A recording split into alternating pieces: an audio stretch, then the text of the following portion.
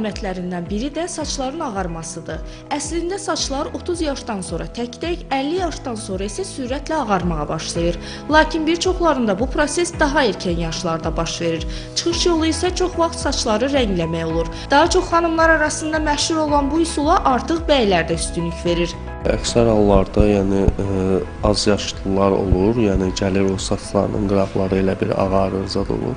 Ona görə misal üçün biz xınadan və yaxud da şampunlar var ki, saç qaraldan şampunlar, onlardan istifadə edirik. O yeni saçlar elə bir gəldikcə oje ağarmağa başlayır.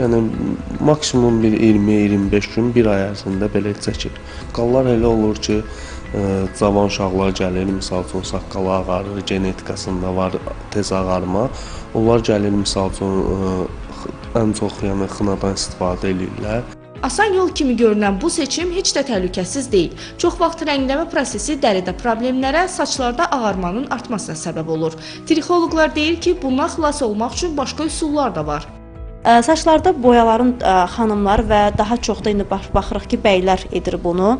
Hansı ki, bunun digər səbəbləri çoxdur. Günümüzün aktual problemlərdən biridir ki, hansı ki, Aytən xanım etdim, məndən sonra başladı saçlarda qızartılar, saç dəri xəstəlikləri və bir aydan sonra o saç boyası tətbiq etdikdən sonra digər xəstəliklər də baş verir saçda. Pigmentasiya daha çox artmağa baş verir.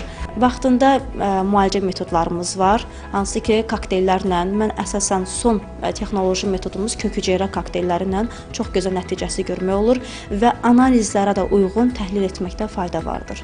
Saçların vaxtından əvvəl ağarması yalnız sadalanan səbəblərdən asılı deyil. Həmçinin daxildə olan problemlər də saçlara dən sala bilər. Buna görə də belə hal müşahidə edilən kimi dərhal mütəxəssislərə müraciət etmək məsləhət görülür. Salatın Pirmuradova, Novruz Kazımov, Telesəhər.